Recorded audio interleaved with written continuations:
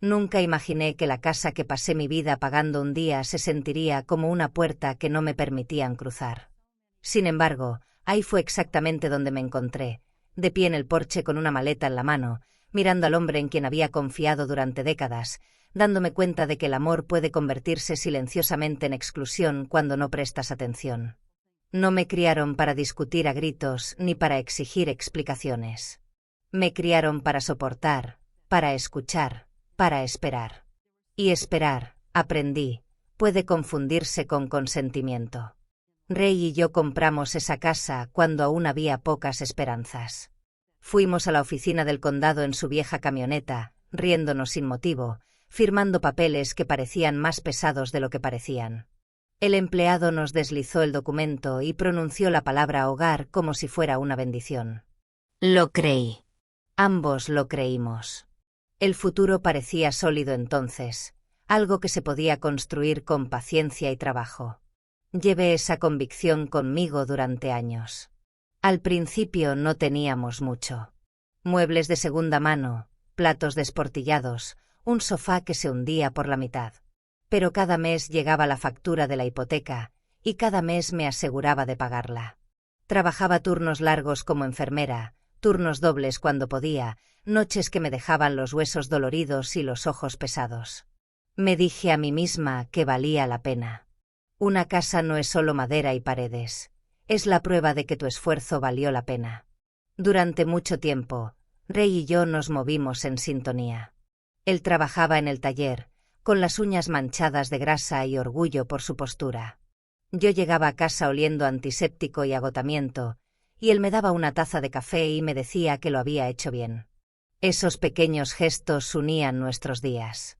Plantamos un jardín, nos sentábamos en el porche por las noches, imaginábamos envejecer allí. Yo creía que la casa me pertenecía a nosotros porque la vida dentro de él lo hizo. Pero las cosas cambian silenciosamente antes de romperse. Las horas de Ray en el taller se acortaron. El mundo avanzaba con tecnología que él no quería aprender.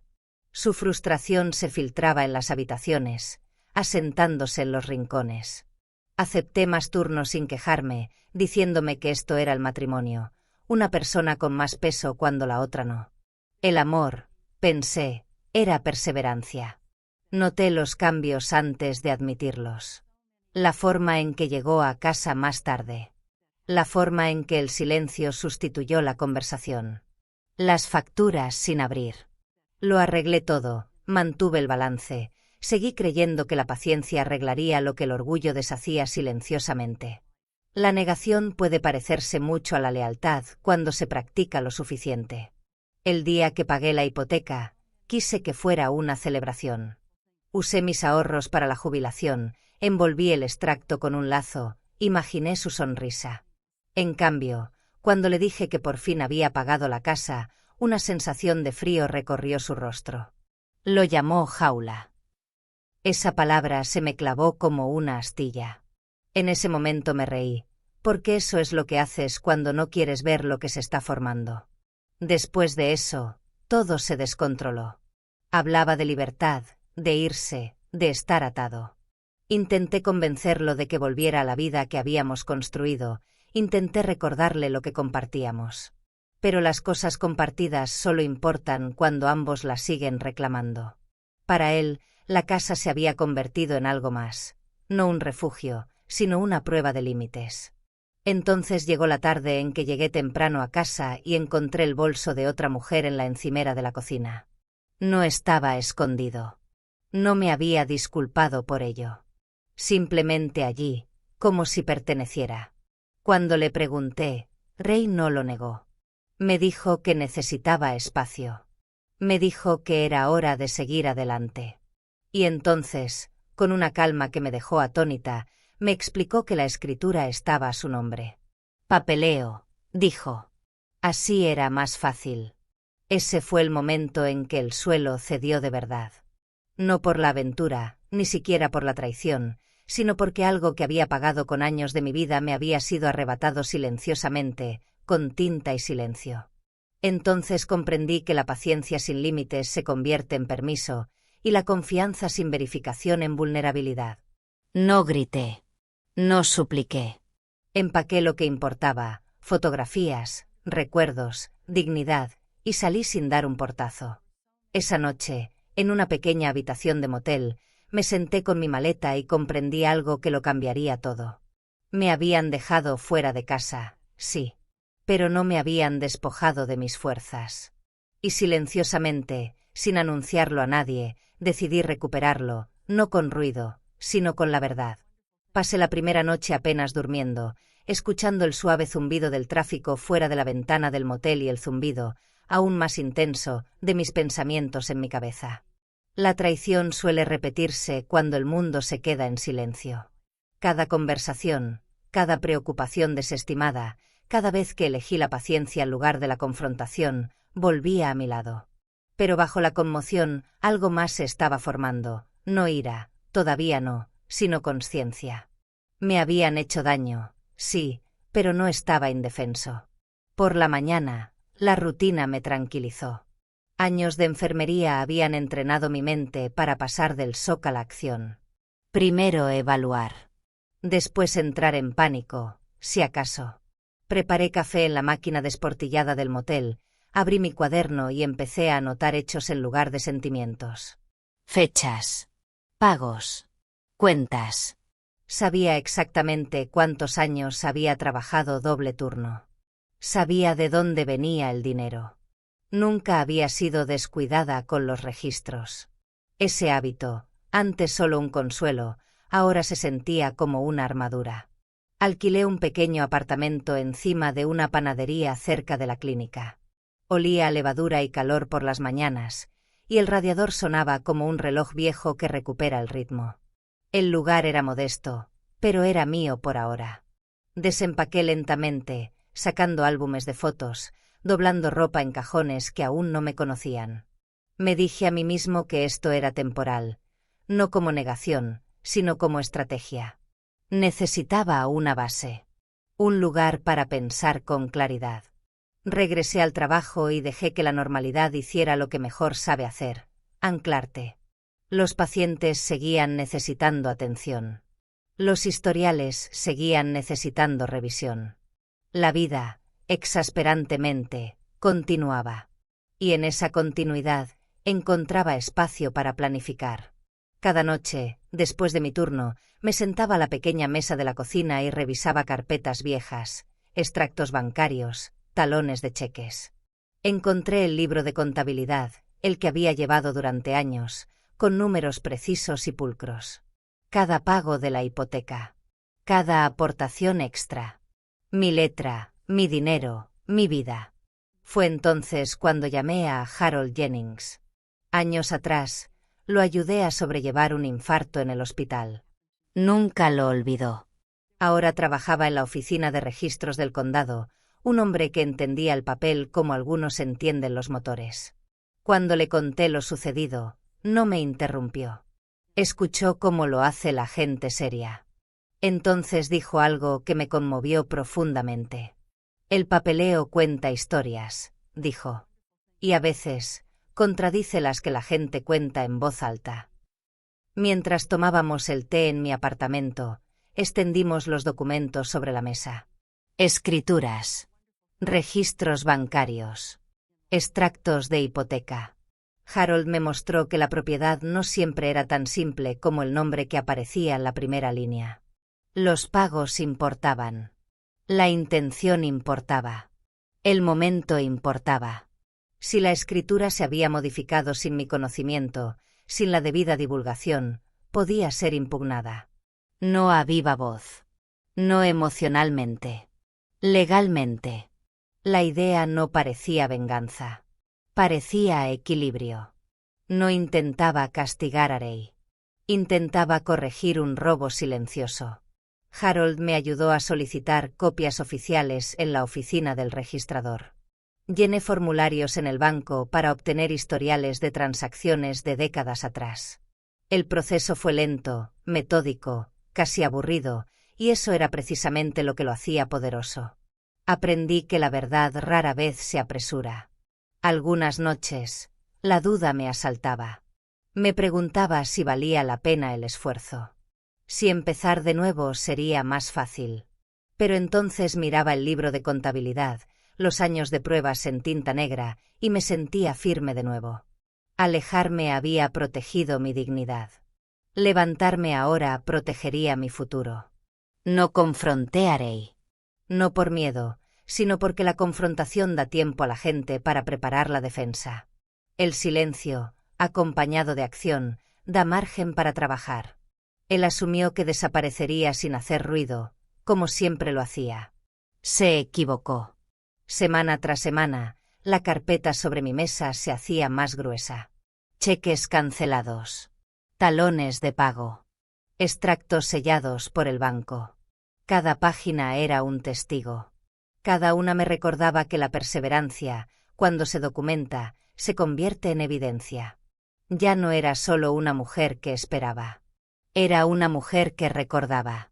Y en algún momento entre esas noches largas y madrugadas, entre el papeleo y las tazas de café, la calma se apoderó de mí.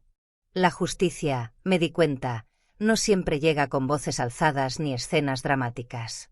A veces, llega con paciencia, preparación y la tranquila certeza de que la verdad, con el tiempo, habla más fuerte que cualquier argumento. El proceso tardó más de lo esperado, no por complicado, sino porque la verdad se mueve a la velocidad de la verificación. Cada documento tuvo que ser solicitado, revisado, sellado y copiado. Aprendí el ritmo de las salas de espera y las oficinas del condado, los corteses gestos de los empleados que habían visto todas las versiones de la traición envueltas en papel. Nadie se quedó atónito con mi historia. Nadie la juzgó. Simplemente siguieron el procedimiento, y en esa neutralidad encontré tranquilidad. Cada tarde, volvía a mi apartamento con otro sobre, otro fragmento del pasado recuperado y dispuesto sobre la mesa. Ordenaba los papeles con cuidado, alineándolos como solía alinear las bandejas de medicamentos en el trabajo. Las fechas coincidían. Las cantidades coincidían. El rastro del dinero era inconfundible. Durante años, los pagos de la hipoteca habían salido de mi cuenta. Cheques de horas extras. Aportaciones para la jubilación. Bonificaciones que nunca había gastado en mí. La casa no solo había sido mantenida por mí, sino que la había mantenido. Harold venía a menudo, contándome discretamente las últimas noticias y animándome constantemente. Nunca dramatizaba la situación. Simplemente señalaba los hechos. Esto importa, decía, tocando una línea en una declaración. ¿Y esto? Su confianza no provenía del optimismo, sino de la experiencia. Confiaba en los sistemas cuando la gente intentaba manipularlos, y esa confianza empezó a contagiarme. También visité una oficina de asistencia jurídica que me recomendó una enfermera de la clínica. El abogado me habló con amabilidad pero de forma directa, explicando que una transferencia de escritura realizada sin la debida divulgación podía ser impugnada, especialmente si se presentaba prueba de contribución financiera. No prometió un milagro. Prometió un proceso. Y por primera vez desde que me alejé de ese porche, el proceso me pareció una protección. Mientras todo esto sucedía, la vida continuaba con pequeños detalles, casi tiernos. La panadería de abajo aprendió mi nombre. Un vecino se ofreció a regar mis plantas cuando trabajaba hasta tarde. Estas silenciosas muestras de bondad forjaron algo nuevo en mí. No solo estaba sobreviviendo a la traición. Estaba construyendo una vida que no giraba en torno a ella. Sin embargo, hubo momentos en que el peso de todo me oprimía. A veces, por la noche, soñaba con la casa, no con Rey, sino con las habitaciones. La luz de la cocina. El columpio del porche. El sonido de las llaves en el lavabo junto a la puerta. Me despertaba con una opresión en el pecho, sin saber si extrañaba el lugar o a la persona que solía ser dentro. Aprendí que sanar no borra la añoranza. Te enseña a llevarla sin dejar que te guíe. Cuando el abogado finalmente llamó para decir que estábamos listos para presentar la demanda, sentí algo inesperado. Calma. Nada de emoción. Nada de miedo. Listo. La documentación se presentó discretamente, oficialmente. Sin confrontación. Sin advertencia. La verdad no necesitaba audiencia para ser válida. Pasaron las semanas. Una mañana, llegó un sobre con el sello del condado. Lo abrí lentamente, de pie junto a la pequeña mesa de la cocina, bajo la luz del sol. La carta indicaba, con un lenguaje cauteloso, que la transferencia de la escritura estaba en revisión debido a irregularidades. Se tomarían medidas adicionales. No era una victoria todavía, pero era un reconocimiento. El sistema me había escuchado. No llamé a Ray. No hacía falta. Lo que sucediera después se plasmaría en el papel, donde las palabras importaban y las emociones no reescribían los hechos. Ese día fui a trabajar, atendí a mis pacientes y volví a casa a preparar sopa. Actos cotidianos me confirmaron que mi vida era más grande que este conflicto. A medida que llegaban más cartas, el tono pasó de la revisión a la corrección. La escritura se había registrado incorrectamente. El historial de pagos respaldaba mi reclamación. El lenguaje seguía siendo formal y contenido, pero su significado era inconfundible. La casa, la que había pagado, cuidado y en la que había creído, era legalmente mía. Me senté a la mesa un buen rato después de leer esa carta, con las manos juntas y respirando lentamente. No había ninguna oleada de triunfo. Ninguna necesidad de celebrar. Lo que sentí fue una restauración. Algo que me habían arrebatado silenciosamente me había sido devuelto silenciosamente. Y eso me hizo sentir bien. Sabía qué debía hacer a continuación. No castigar. No regodearme. Solo reclamar lo que era mío con la misma dignidad con la que lo había dejado. Comprendí que la justicia no requería alzar la voz ni romper puertas. Requería paciencia, pruebas y el coraje de confiar en uno mismo cuando alguien más había intentado borrarte. Y estaba listo para el paso final. La mañana que volví a casa, la calle estaba exactamente igual. Los mismos árboles. El mismo ritmo tranquilo de los vecinos al comenzar el día. La vida no se había detenido por lo que había pasado, y de alguna manera eso hizo que el momento fuera más tranquilo. Me quedé en el porche un segundo más de lo necesario, sintiendo el peso de los años en mis manos. Ni rabia, ni miedo, solo determinación. Esta vez, no estaba pidiendo que me dejaran entrar. Pertenecía allí. Ya había llamado al cerrajero. Era amable, eficiente y no le interesaban los dramas. Para él, era solo un trabajo. Para mí, era el cierre de un capítulo que llevaba cargando demasiado tiempo. Cuando me entregó la llave nueva, emitió un suave sonido metálico, pequeño pero definitivo. Le di las gracias, esperé a que se marchara y luego abrí la puerta yo mismo. La casa se abrió como siempre, como si me reconociera. Dentro, todo me resultaba familiar y distante a la vez. El sofá. La mesa. El lugar donde siempre caía la luz del sol por la tarde. Recorrí las habitaciones lentamente, sin apresurarme. No se trataba de reclamar espacio por despecho. Se trataba de volver a mí mismo. La casa había albergado mi esfuerzo, mi sacrificio, mi fuerza silenciosa.